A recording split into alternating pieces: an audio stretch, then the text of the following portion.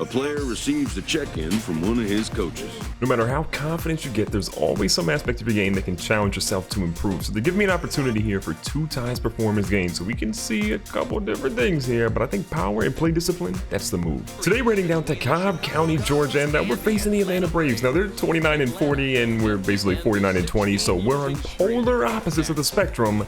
I'm seeing a good game from Kendall today. Now the victim we're going to be facing is Gavin Long, 2-6 on the season with a 3.44 ERA. ERA's not bad, wins and losses are kind of trash, and we're going to take advantage of that. And here comes, in my opinion, the greatest baseball player of all time. Like, even on all-star difficulty, this guy's batting .440. The home runs, incredible. The RBIs, incredible. His overall stats, well, you get the trend. They're absolutely incredible. But we're here in Atlanta at Cobb County Stadium, and we hit a ground ball up the middle for a double. So not the best start for Kendall here in this fancy stadium. So the first at bat was less than stellar, and after that 0-for-1 appearance, we're back up here trying to do something great. Now we do have 100 RBIs in the season, and we're not even at the All-Star break. So Kendall is killing it, but right now the Braves are killing us. It's a 3-1 ball game.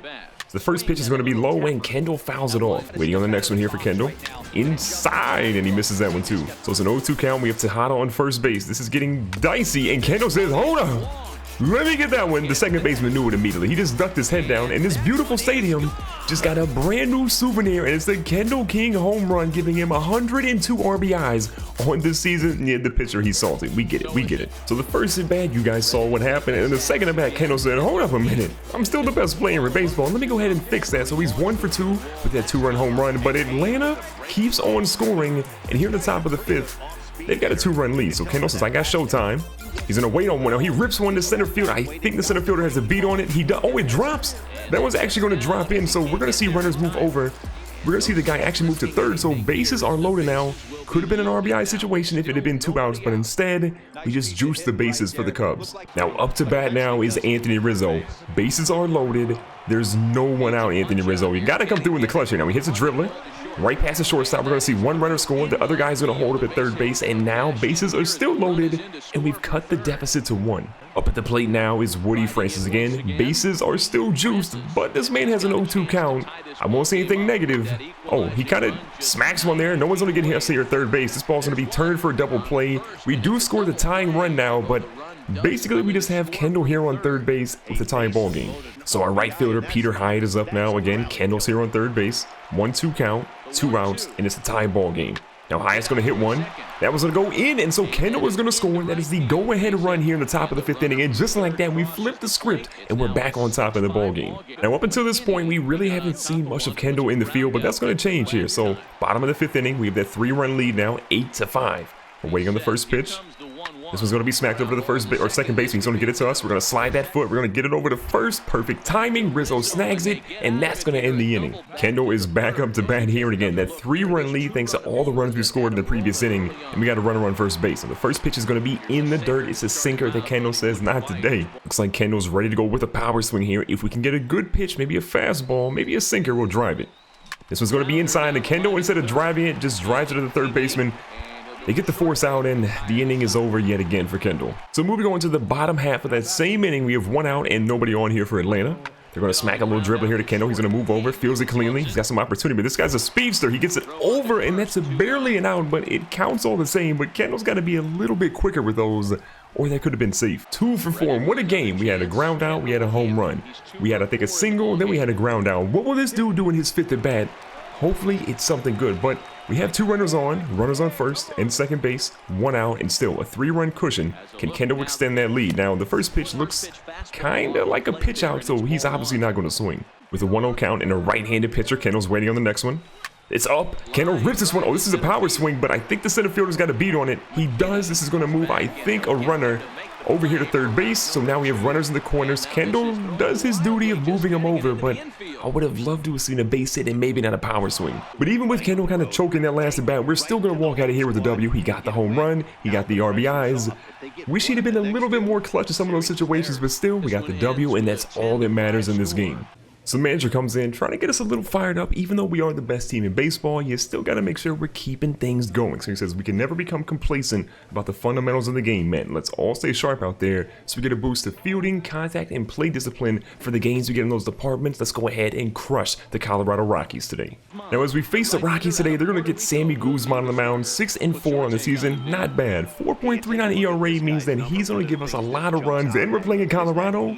I'm hoping to see at least 2 home runs from Kendall today. Now, Kendall, again, absolutely killing it. 37 home runs. We're about a week or 2 away from the All-Star break. This dude is slugging it like no one's ever done it before. I mean, maybe Sammy Sosa, McGuire, and Bonds, but he's in elite company, that's for sure. Now, his first at bat, he's going to poke one into right center field. That is a gap shot, and look at this. We're going to move over to second base. Should be an easy double here. He could go for 3, and Kendall says, you know what? We're going to go for 3 here because if the man hits a home run, he's got a chance at a cycle if he gets a double and a single. Those are easy, a triple's not. And just like that, we're starting the game off strong. 14 triples. You can take the top 2 people, add them together, and that's still not as many as Kendall. Now, our guy Anthony Rizzo has 70 RBIs so far in the season, and you have to imagine that having Kendall batting before you and getting on base so much helps out a ton. Now, Rizzo here with the full count. Well, he's not getting an RBI on that at bat. As we move on to the bottom of the second, the Rockies do strike first, and it's a 1-0 ball game in favor of them. Now, they're going to poke one out here. Kendall's going to field it deep in the grass. He's going to throw it. Can he show the arm strength off real quick? One time if you flex for him, young fella.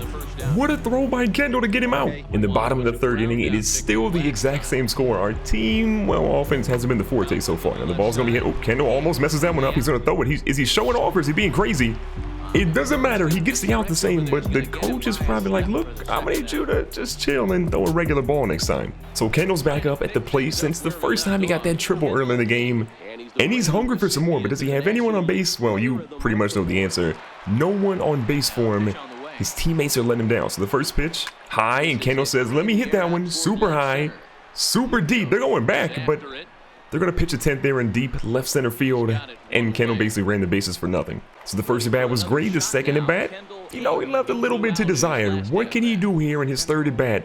Now, the good news is our team did tie it up, so we have a 1-1 ball game. Kendall could use showtime here, but he's going to hold off on it. So the first pitch is going to be poked. Again, just like that first at bat, he's going to deep right center field. This one, it should be at least a double. Kendall's going to try to go for 3 here because you never know what's going to happen. He's going to get into third base, no problem. He's going to have to slide. Oh, this man's still going. Kendall, get back. What are you doing? Kendall almost went to home plate. This man was driving inside the Parker. Good news is he's safe. He's throwing up the fist saying, okay, we had our fun. We're okay, but that was too close for comfort. Now, Wilson Rosario's up, and I got to imagine, it looks like Anthony Rizzo either got injured or they pulled him out because he's no longer batting behind us. And this man bunts it. We're going to go home here. They're going to get the out at first base. Kendall is going to score, so now we have a 2-1 lead. Heads up play by him.